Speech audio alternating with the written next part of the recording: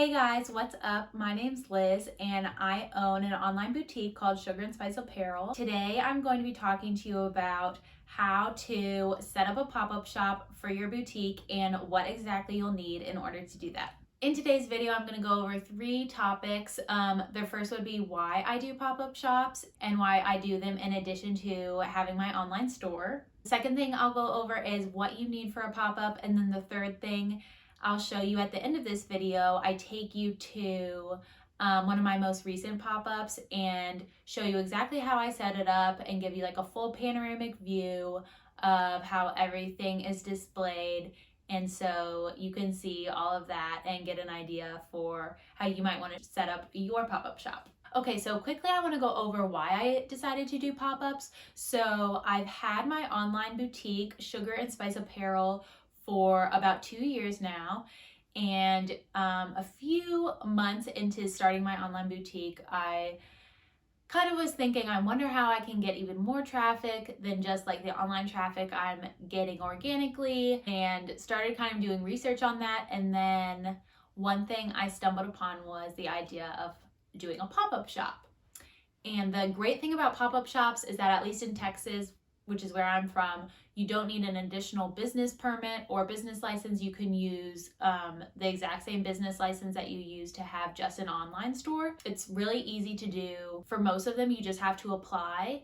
And then if you apply to an event that you want to have a pop-up at and you get accepted, then all you need to do is bring everything over and set up your like a mini store. The 3 main reasons I decided to do pop-ups were the kind of what I was just talking about, is that I wanted to find even more customers than those that were just finding me online. So it's a great marketing tool to get yourself out there and network with people that might not find you through like the normal online channels or through Instagram or Facebook or however you promote your store. And you get to meet those customers in person, which is a much more personable way to sell to your customers, and they get to know you and see your products in person. And it's just like feel like they end up becoming more loyal customers. For example, customers I have sold to at pop-ups before will then come back and find my store online and buy from me online.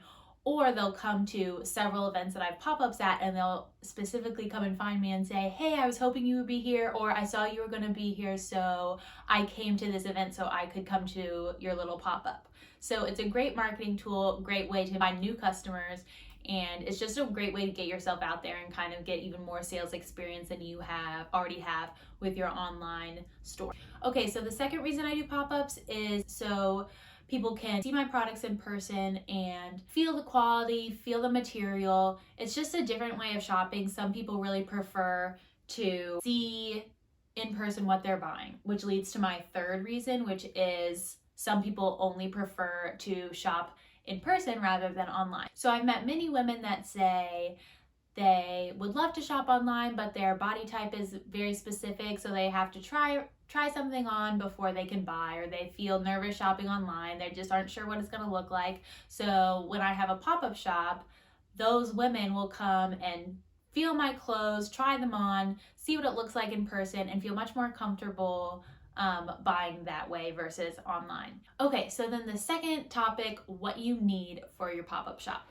So the number one thing you need is merchandise. So obviously, if you're watching this video, you are probably selling something. So no matter what you're selling, you're going to want to bring plenty of merchandise for your pop-up shop. What I tell people is it's always better to have too much merchandise than too little. So the one thing about pop-up shops is you never really know how it's gonna go. Specifically if it's your first time, or if it's a new event and you're unsure of the demographics, and if it's really the customer that is your ideal customer.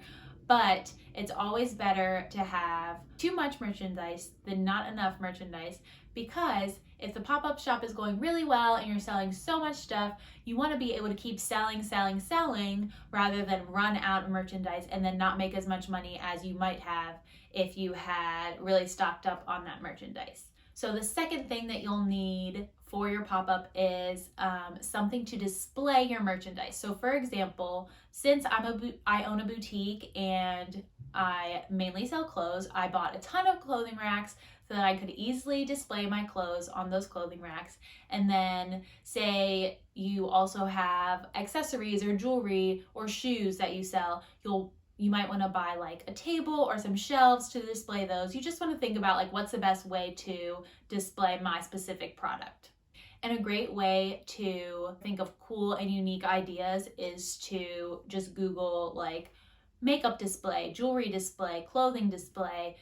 You can Google it, look on Google Images, even go to Pinterest. There's so many ways you can find different display ideas. So then the third thing you'll need is a checkout system. So depending on whether you are planning on doing all cash or all credit card or a mixture of both, you're going to want to have either cash available for change so that when someone pays you, if they don't have an exact amount of how much the item costs, you have change to give them back. Or if you're paying with credit cards, you want to have a credit card processor that either connects to Wi-Fi or can just be on data on your phone. Something super easy, which is available. I mean, there's so many types available these days, so that you can easily process credit cards and then make more sales. And then finally, what you'll need is decor for your pop-up shop. One of the biggest things that makes a pop-up shop successful is display and a setup that really stands out among the rest. So you want to have a display that's unique and different than all the other vendors around you, whether that's like a unique display or a really cool sign with your store name on it, or just something that you made yourself, something that sets you apart from everyone else and attracts people to come step into your pop-up shop. Okay, so finally I will show you exactly how I set up for my most recent pop-up shop. So in this next video, I take you to the space that I had my pop-up shop in, show you how it was before we got everything set up, and then I'll show you a panoramic view of exactly how it looks like once everything is set up. So here you go.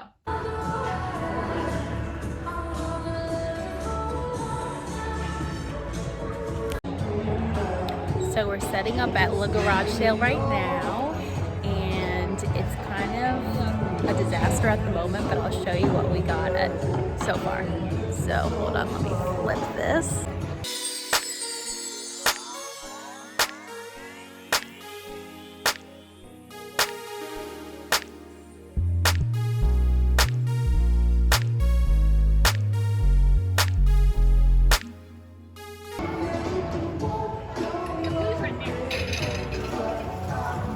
This is our whole space.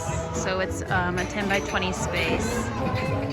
This is the largest space I've had. Usually I have like a 10 by 10 or even 10 by 9. So we're gonna be able to use it a bit better. Have a changing room and probably more clothes and just more space for customers, which is gonna be great. Getting close to being done.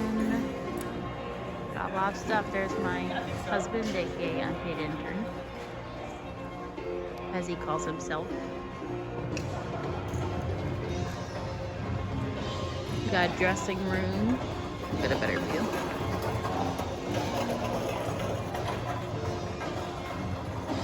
So it's coming together. It's been about 2 hours, 2.5 maybe. So this is our final setup.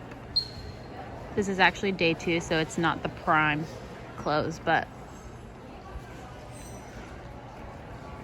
our second day.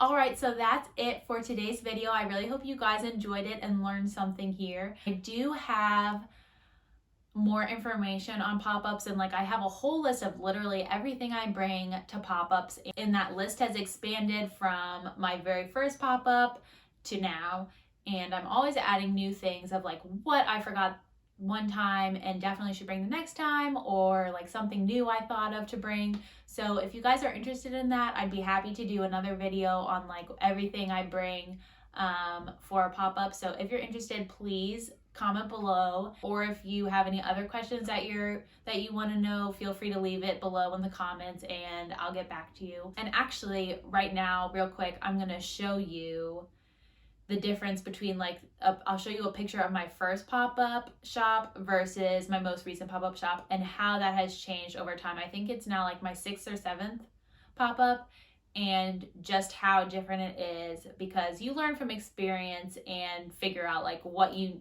are missing at the first one, what you need, and then you kind of get ideas as you go along. So I'll show you the difference, and then if you want to know everything that I bring and have me do that video, just leave it below in the comments.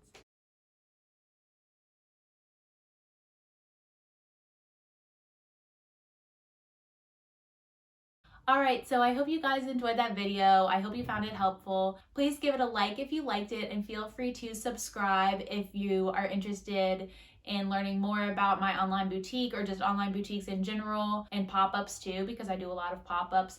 So subscribe, comment below if you have any video requests or more questions for me, and I'll see you guys next time.